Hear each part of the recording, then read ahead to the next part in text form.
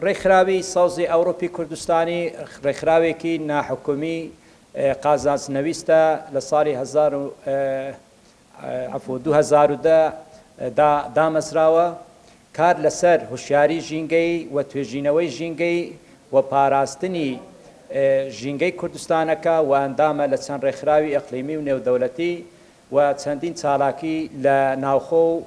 دەرەوەی کوردستان ئەنجام داوە و زیاتریش کار لەسەر توێژینەوە کە کار لەسەر وشیاریەکە بۆ ئەوەی چۆن بتوانرێتن پارێزگاری لە ژینگەی کوردستان بکرێت. نامیلکەی کە ئێستا لە بەردەستمانە هەستەکەم بۆ جاری یەکەم بێ کە لە هەرێمی کوردستان و عێراق تەنانەت لە ناوچەکەشە کە نامیلکەیەکی ئەوە 13 بابەتی زۆر گرنگی لە خۆی گرتووە کە هەمووی پەیوەندی بە بواری ژینگە و ئاو و هەوا و کەش و هەواوە هەیە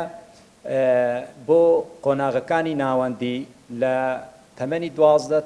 تا 17 ساڵ لە خۆی گرتەوە. ئەو بابەتانەش هەمووی بابەتی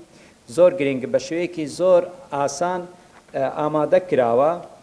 لە شێوەی چەند پرسیارێکی شایە